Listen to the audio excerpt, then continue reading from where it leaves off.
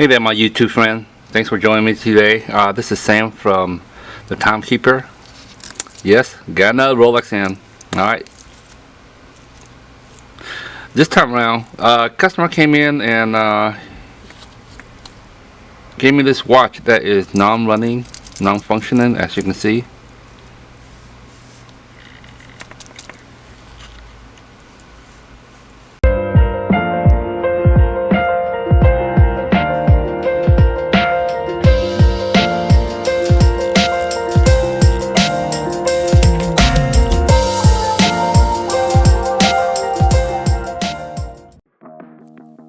One part is dismantling. Seems like it's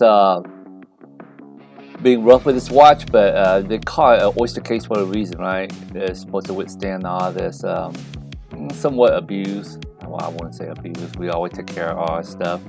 I'll put in this case clamp here, screw it down. As you can see, easy peasy.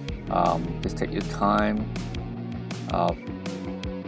Great thing about working watches is I guess patient. It calms the nerve. You just have to slow everything down a little bit, because once you open this case, of course, nothing fun inside, right? Everything is delicate. We got to treat with respect. Oh man, look at that. I can't get tired of looking at Rolex watches on the internal. Bright, shiny. All the part is familiar, of course. Watch is a watch, right? The automatic module is an automatic module, and the train gear or gear train, however you want to say it, is that, one connect to another to make the darn thing work somehow, some way. To me, it's quite a miracle how people come up with this technology back in the day, and we're still using it. Alright, here we dismantling the automatic module. Of course, the 2-pin wheel, the signature of Rolex. I think it's started back in the 60s sometime. I might be wrong about that. In the caliber 1520, the 1500 series, man, that ran a long time. Talking about a great tradition in watchmaking right there, Rolex, with a 2-pin wheel. And of course it's still in use right now, right? That's the signature. You see that, then you know that you're holding up a Rolex watch movement. As you can see, everything going to the watch cleaning jar. Big or small, this I always like to clean my parts first in a hand wash solution.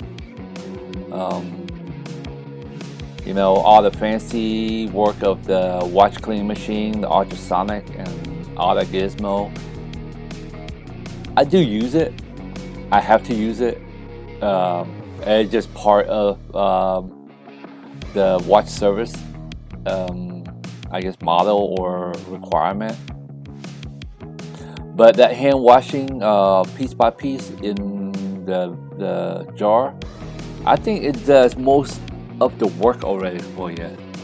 And arguably, my opinion, of course, I'm not trying to be a pro at advising here, but just cleaning the medicine jar or the jar, I say it suffices most of the time. Okay. Alright, dismantling the winding work here. Piece by piece. Unscrew the screw, and anything is loose is taken out. Oh man, what we have here. So this is our dilemma right here. This here is the stop spring. It's the hack function that stops the watch from running when you pull out the stem. As you can see, the tail end is missing. There should be a U in there somehow that connected to that long piece. And that's probably what jam up the watch and make it stop running. That piece is in there somewhere, and I think I found it. There it is. With a little help of the green cola, or what the heck do they call it? This green stuff that we use to grab small watch parts. And there it is. And once dismantling the top, I like to do top side first and bottom side afterward. And of course, the heartbeat of the watch is to me is that balance wheel. I always make sure it's free.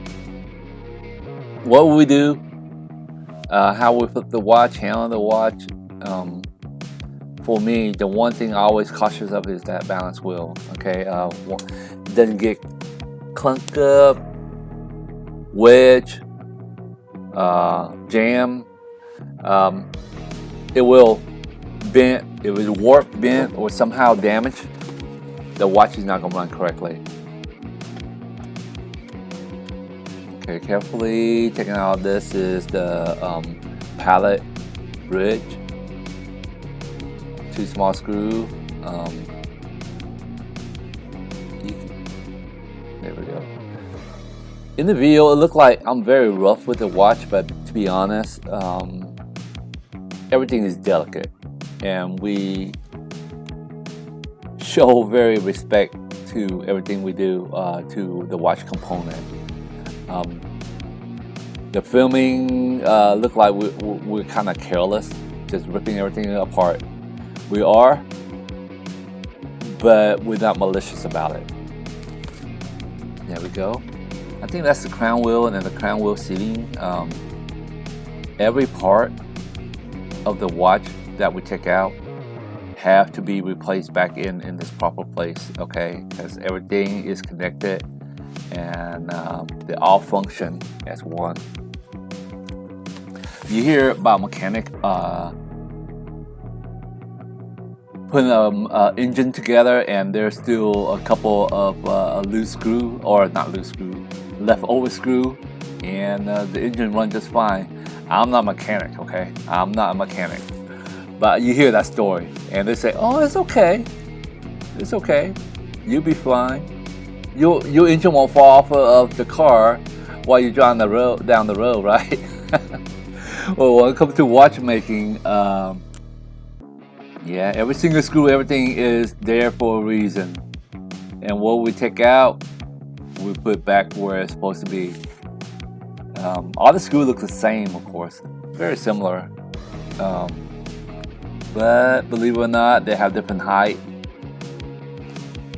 And if you put in a wrong place, a longer screw would jam up the piece on the other side. And sometimes it will break a wheel if it's a delicate piece on the other side. Okay, that was the train wheel that we took out. And here should be the center wheel. There we go.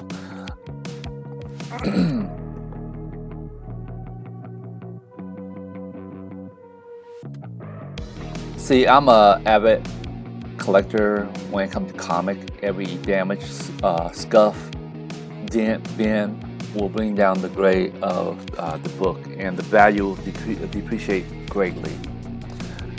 That being said, when we work on these Rolex watches, they are pricey watches. Even the regular model, older model, it'll run you like what, $2,500, $3,000 for a used one.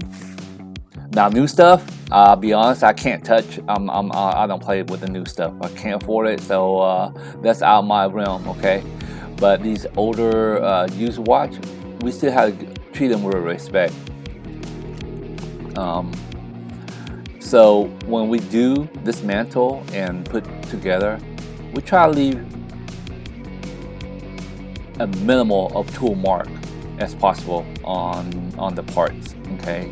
Because, hey, look, the watch is in for service and repair.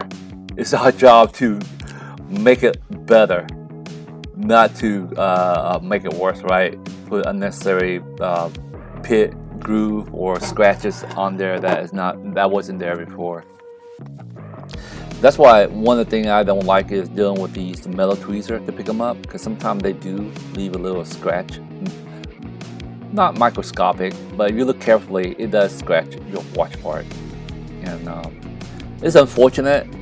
You know, we do what we can to avoid any undue, unnecessary damage.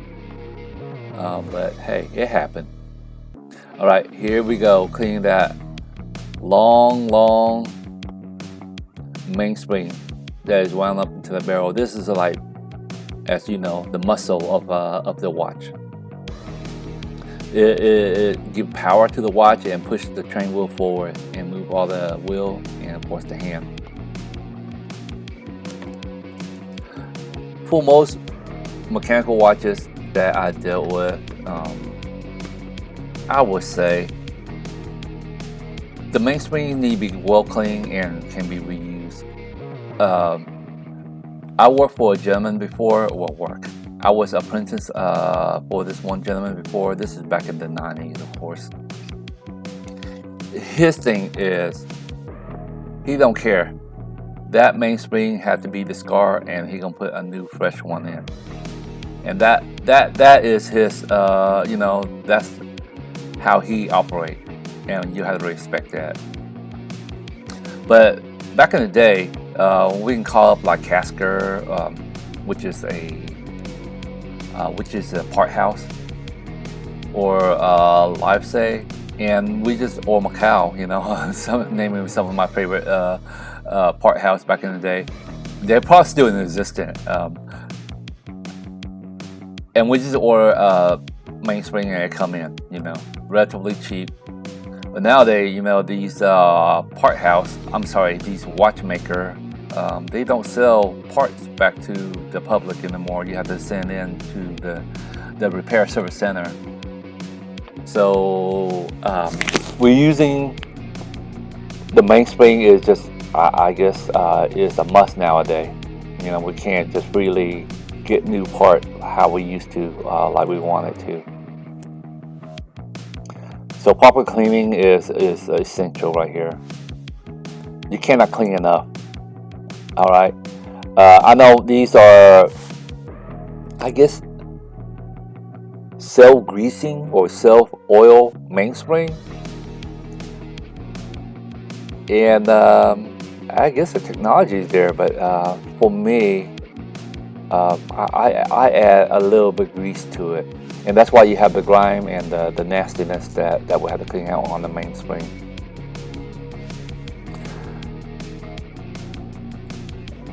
Like we mentioned before, hand cleaning for me is essential.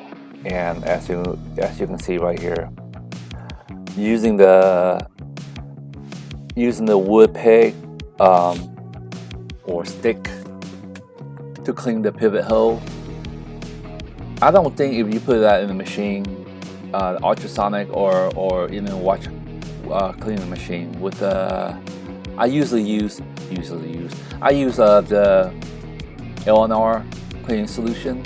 They do an awesome job in watch cleaning. But even that being said, it's not going to clean the thick oil residue in the pivot. So hand cleaning is a must for me. I'm not questioning about anyone else bypassing that process.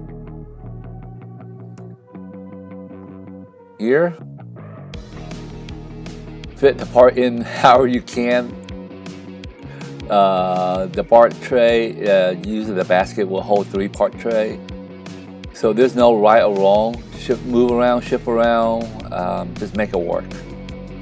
As long as the large part are not rubbing against each other and causing scratches and unnecessary dent that we mentioned before, you're good.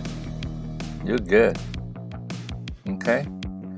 We try to put the small, delicate stuff with the small, delicate stuff, the wheels. And big stuff is with the big stuff.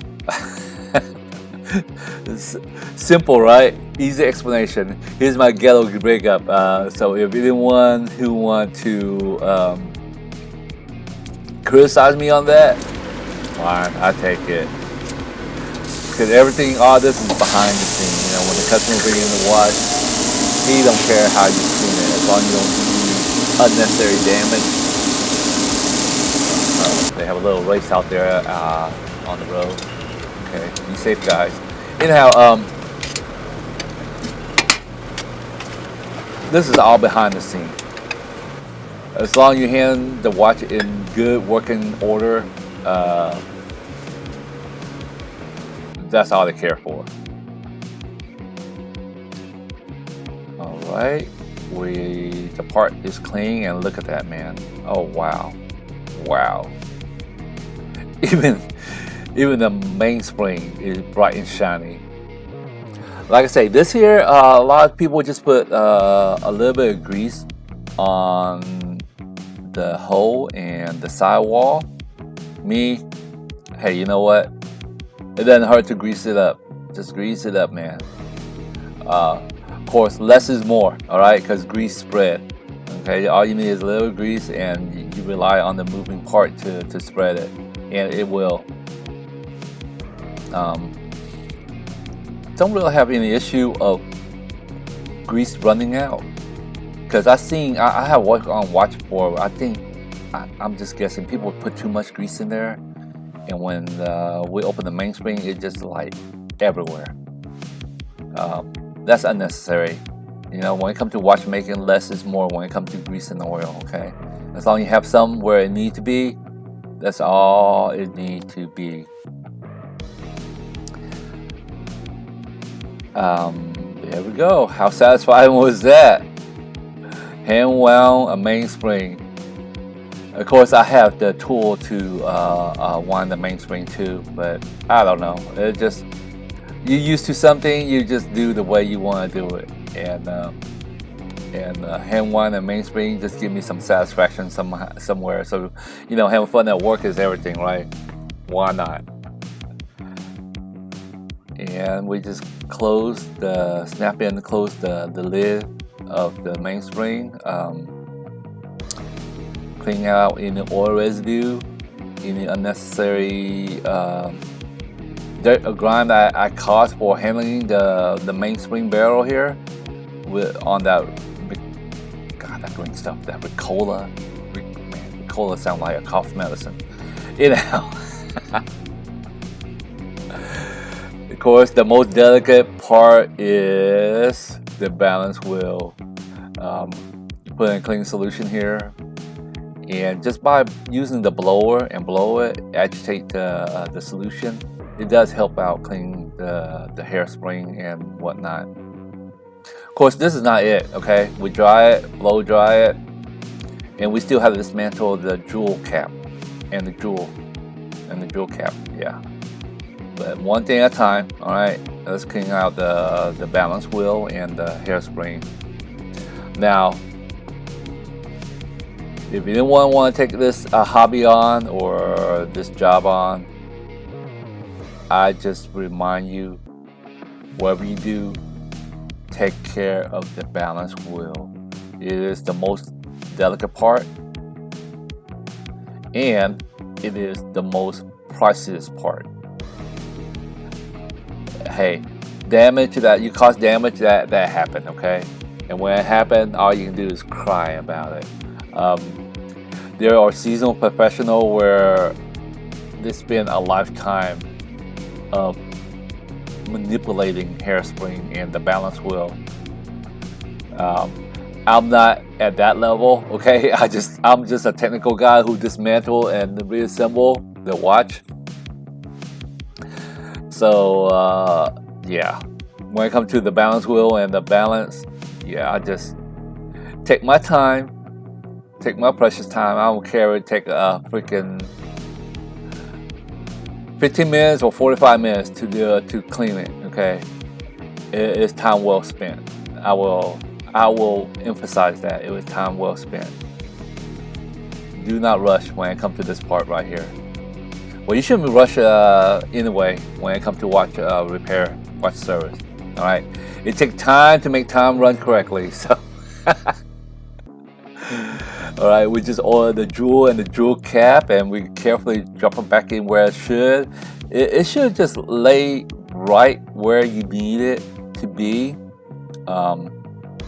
by shaking the watch, as you can see in circular motion, it will go down that slot, and I guess the dampness or the oil will grab onto the pivot of the balance wheel, and it put it in place.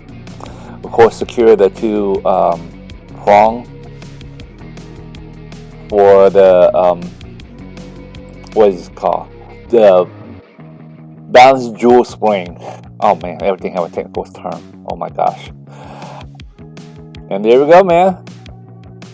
That's on the bottom side, or is it the top side? I think the top side is the bottom, and the bottom is top when it comes to watch movement. Okay, so when it comes to the main plate, this is on the top side, even though it go on the bottom of the watch.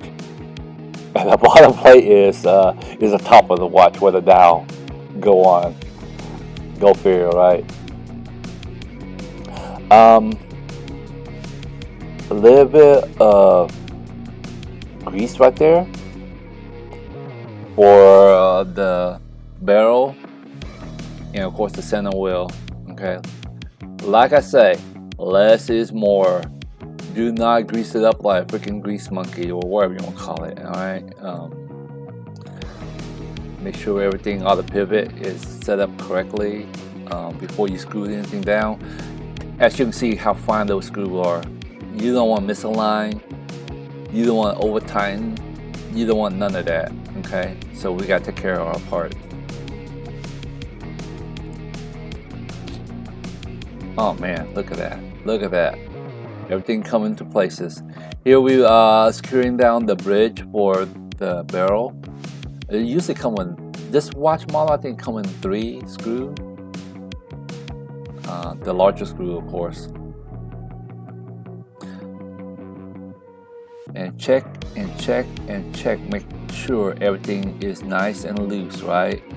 If an item's supposed to move, it should supposed to be moving freely. Especially the train gear. You can see how small these pivots are. Alright. One unnecessary I guess how you call it. One unnecessary pressure, if it's misaligned with the jewel hole, it will snap the pivot. Snapping the pivot, changing the wheel out, you replace the wheel, oh well, cry about it. But in worst case scenario, if you crack the jewel don't cost that much, but it would cost a great deal of time to reset the jewel. You know, unnecessary work on your end. And then you, of course, you have to, I guess, align it correctly, the height. Anyhow, we're not worrying about that right now, but I'm just mentioning it. There we go, my favorite part, oiling. Believe it or not, that oil I have since I started this store here when I went on my own back in 1998. I think that darn thing cost me like $50 back in the day. I'm like, oh my god, shit. A tiny oiler like that cost $50. And recently I bought a replacement that glass tube right there, because the tip of it was, I don't know, it didn't lay out the needle freely. I think it cost me like $50 for that tube to replace. Okay, that's the original oiler, but all I replaced was that glass tube. Man, of course that glass tube is where the reserve for the watch oil is to be put in. How things just got so expensive. I mean, it's just ridiculous. Oh, while I'm talking about money, when we're working on watches, right, and on an expensive watch at that, I guess I decided to charge a customer a little bit more so I can replace all my my tools. How about that? I just be a crook and just charge unnecessary money, and I call it inflation. Or, oh man, the price of everything had gone up, so now I just gonna pass it on to you. No, not really. Labor to me is labor. You know, you enjoy what you do. Doesn't matter what you charge a customer. Charge them enough so you pay your light bill, so you work on the next watch. There. Okay, so this here is, you see how that screw have like 3 stripes? Well, that's what they call a left-hand screw. So if you righty-tighty and lefty-loosey, well, it's the reverse. Okay, so when you see that, it's I guess lefty is tighty and righty is loosey, and you can't go otherwise. All right, we're replacing back the pallet wheel, and I'm sorry, the pallet fork, excuse me, and the pallet fork bridge. Always make sure everything is nice and loose, like I say, so that you know that the pivot is in the jewel hole correctly before you tighten down the bridge. Like I say, any unnecessary bondage or bind, it will tear up something. Mechanical watch. Most of the time you have to buy replacement parts. And when it comes to Rolex, it's like, oh my gosh, unnecessary costs. And I don't know, for my opinion, repair shop outside of the service center, it is kind of risky because, you know, part is not available to us like it used to be. So we gotta be the utmost care when dealing with the watch part. Boy, I'm not sure how many times I repeat that. You guys that tire of me saying that over and over, well, it is the honest truth, okay? Alright, there we go. Part cost $85 for that little stupid, little tiny, flat stop spring. $85. I'm not sure where that $85 comes from, but it's $85. And we're talking about, what is this? I did this watch. This video I did like back in 2025, a year ago. Anyhow, yep. Thank goodness for eBay, right, my friends? If we can't buy part from a reliable source, we just got to eBay it or go online and find some old retired watchmaker and get parts, which is fine, you know. Hey, we do what we can do. I mean, we gotta get it and just cough up the money and be done. You know what? While I'm cutting this parchment, this compartment up, who's to say that 20 years from now, that very piece right there, intact in the seal or manufacturer box, is a collectible, right? It's gonna be worth more than me putting this watch to his running order. Okay, the stop spring, I'll be honest, is not required for the watch to run properly. That is the hack function where you pull out the watch and it stops the wheel. However, the watch, that's one of the features of the watch, right? When you pull out the watch, it stops. So we have to replace it. So if in the coming future you can't find that part anymore and it's broken and the customer don't want to bring it to the service center because of the pricing or whatever it is, that's the one part that you can do with that with. Alright, here we go. Re-oiling the top. That's the minute wheel right there, which is not the minute wheel, but they call it minute wheel because it controls the minute. It's connected to the cannon pinion. Okay, this spring right here is the yoke spring. It's when you pull out, it guide where that clutch wheel, which is where you set the time and the gear. And that spring, oh man, when it comes to spring, notorious. You blink, it will spring off of your desk and you be on your knee looking for it. Okay, you guys want to laugh about that tweezer holding the screwdriver while I'm screwing it down? That's because of camera's sake. All right. I normally, if I work on a watch, I just put my finger next to the screwdriver blade and I guide it. Okay. But I guess in the day of YouTube nowadays, you put your finger there, you'd be blocking everything. So that's why that tweezer was there to hold down the screwdriver.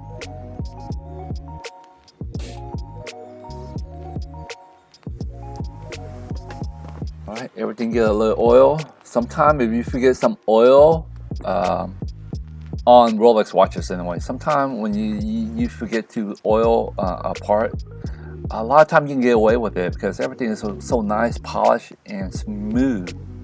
All right, like that yoke spring right there. The yoke, I think it's called a yoke cam spring. If you do oil it, great. If you don't, it will work just fine. I promise you. Now, people are gonna frown at that, and I'm gonna get a lot of criticism for making that statement. But you know, hey, we're all human. Sometimes it happens. We forget. There we go. That other, you see the 3 stripe on that screw head.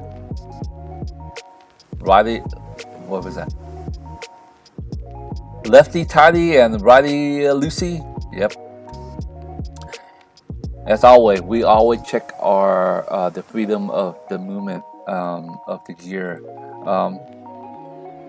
It's never too much of checking. Okay, check, recheck, check, recheck your work. Make sure everything is in places where it should be. Now the calendar, it has its own holder, and that part I'm not sure. I don't think it needs requiring an oil. If I'm wrong, I do apologize, but for all the year I do, I don't oil it. Okay, but the jewel is there. It's smooth. It works freely. All right. Okay. Now, you see that spring that hold the counter in place? I do oil that where the teeth is, but on the outside rim where it wedge against the jewel of the holder, I don't oil that. Okay, was this broken tooth? That's right, I forgot. Yep, this particular watch have a worn tooth at the 10. So that's another unseen cost.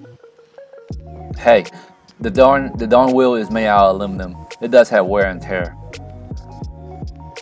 and I'm glad I caught it now because sometimes when we assemble the whole watch, it seems like working correctly, and we usually put on the test timer for 7 days, and when it worked correctly, we call the customer to pick it up.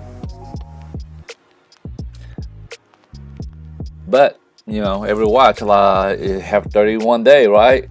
And if that bad tooth haven't come around, you think the watch is a-okay, and week later, 2 weeks later, customer come complain like, "Hey, my calendar stopped jumping. What's going on?" Well, that tooth right there is what's going on. So it's always good to look over your stuff, and I'm glad I caught that calendar wheel this time around. But if I didn't, my only explanation is I'm human. I'm not perfect. All right, here we go. Reassembling the automatic module. Make sure you lube and grease everything that needs to be lubed and greased. And that big old piece of metal right there is called the oscillating weight. And the weight is, yes, as you guessed it, it relies on your wrist movement. And gravity will pull it downward, and that's what wind up your watch. This thing right here. You know, back in the day, of course, the manual wound, right? Until they came out with the automatic wound, and it's not automatic. It still require you to be active for the watch to wind. Okay, so when they say automatic, I kind of question that. It's not really automatic. It still will require winding, just in a different way. Okay, we're working on the case. Cosmetic. I call it cosmetic. The watch didn't come in because the case is all marred up, scratched up. The watch came in because it stopped. But in the jewelry business, I always been told that, hey, when you hand the customer back a ring that came in for service or repair, make sure you buff it and clean it and make it bright and glimmer. Okay, so by doing so, they're more susceptible. Like, oh, good job. Okay, because there's a lot of gleaming, flashing back at you. Oh man, this is my favorite part right here. It's just buff, grind. Of course, we go from. I personally use the 400 grit sandpaper first, then go down to the 600 and 800 to make it softer. It's easy to buff.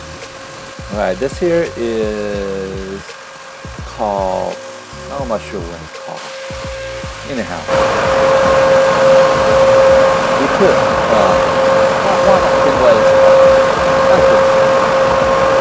put a little sand finish. Yeah, it is a sand finish wood right there. I'm sorry. You see how glimmer neutral line scratches it leave on the arm of the watch case, and this is the high buff. You give contrast to the high buff.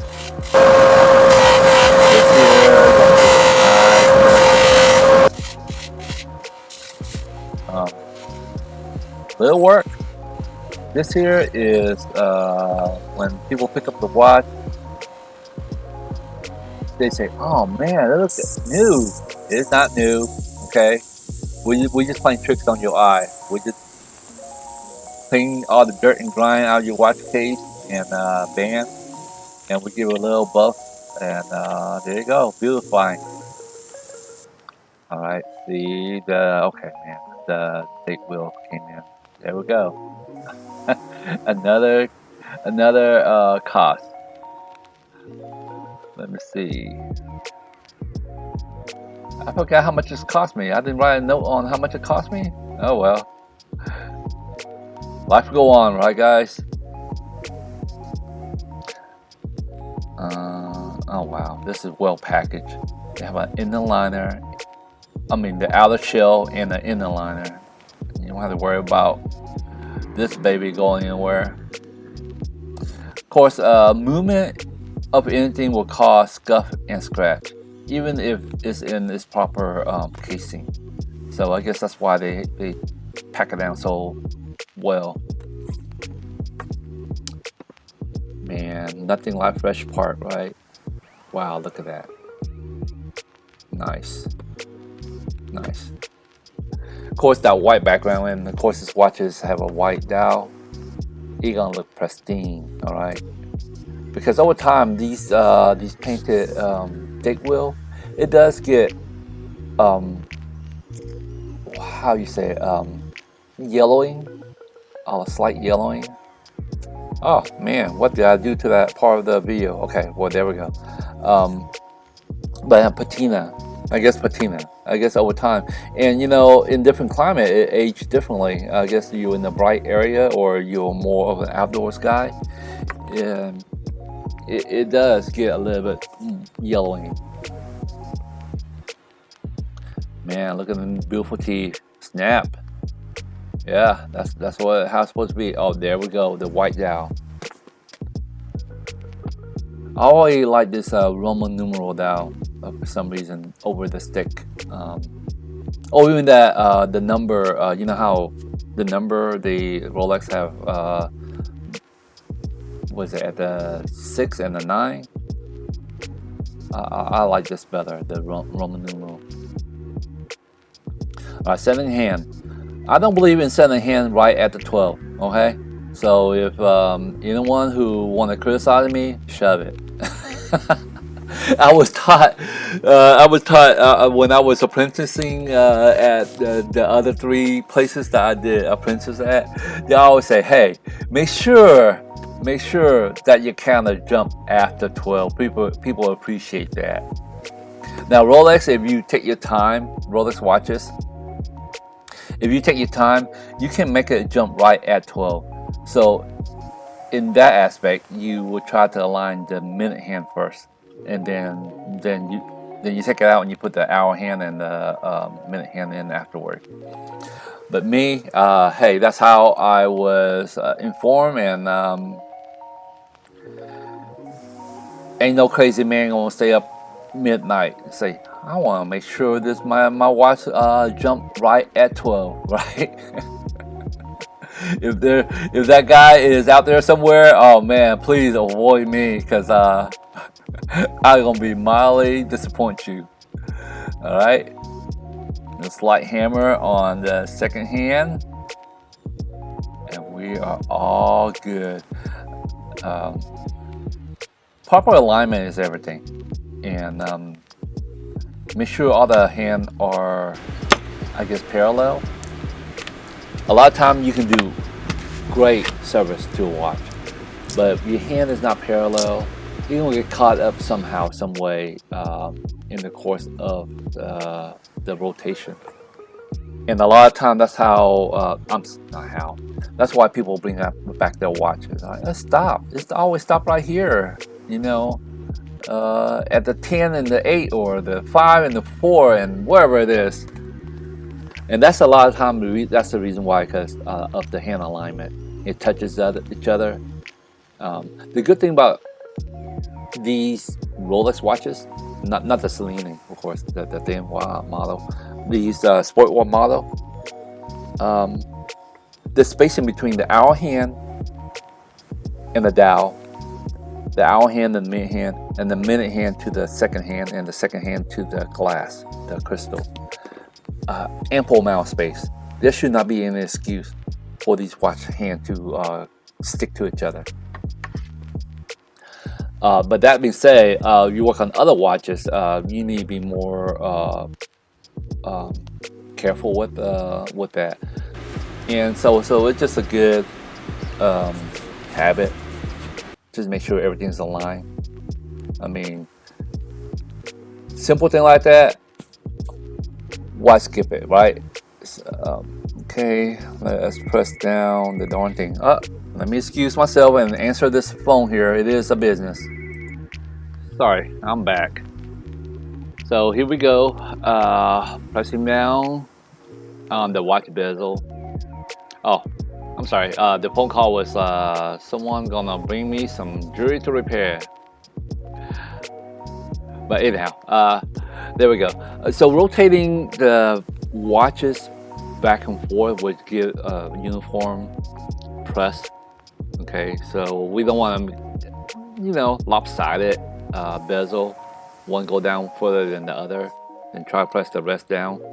That's just gonna warp the darn bezel unnecessary. One thing about Rolex watches is the 3 does not go where it should be. It kind of slight tilt to the 4, and then we rotate it, because the 2 screw that is used as the case clamp, it will not allow you to do that. There's a little groove in the case where you slide back and forth, where it locks into place. It's amazing how they mill this darn thing out. Whoever come with the concept, I don't know. Great engineering. All right, everything's set in place. Make sure everything's aligned. As you can see, by unscrewing the screw, making it go upward, it binds the watch movement to the watch case. All right, final assembly here, guys. The automatic come on in, okay, by fixing the screw bridge. Wow, the video showed like I'm very rough with this watch, but I'll be honest with you, I'm very delicate. I think what it is because I speed up the video 1.5 times the normal speed, so that's why I look the way I look. Of course, I personally date everything I do, and this was done 2 years ago. Wow, I fixed this watch 2 years ago, and now I'm finally editing the video in 2016. Needless to say, rubber gasket need to be well lubricated. Of course, when you and these are non-evaporating lubricant or something like that. It's supposed to last a very long time. And we just gotta trust, we just gotta trust our equipment, our supply, and our product that we buy. Of course, what is untimed, we have the time back in. I like this traditional hand watch case. I don't know what you call it. The watch case opener from Rolex. A lot of people use the fancy machine that unscrew and all that. Hey, if hand devices work, it's quicker, right? The other stuff you have to clamp in and do all kind of adjustment unnecessary. All right, here we go. The time of truth right here. Water testing. I normally water test for like several hours. This is done with an air compressor. Of course, when the air starts to leak out of the chamber, I just put more air pressure back in. Just make sure the watch is up to par for swimming and diving, like it's promised. It is an oyster case, like I say. Band looking nice, gleamy. Watch looking beautiful. Oh man, look at that. And this is before final assembly. Yeah, well, I'm the owner of this watch. I'd be proud to wear this daily too. This is a good, very casual watch. No bling, just an everyday watch. Everyday pricey watch, but everyday watch. Okay, we carefully put in the end piece right here for the band. Make sure you tug. Sometimes by tugging, it ensures that the pivot hole of the spring bar go into the pivot hole of the watch case properly. And the last thing we want is a darn watch drop off someone's wrist, right? Unnecessarily, because it's our fault we didn't put in the spring bar properly. Look at that. Look at that. Wow. Hey, thank you guys for hanging out with me and listen to my gibberish. All right, but this is what I do. Servicing watches. Wow. I hope the customer is happy with this job. I take it back. I did not get any complaint about this job, so I guess they were happy. Wow, beautiful watch. And that pivot hole right there, that's like an older model. That's an older model. Can't tell. Nice and beautiful.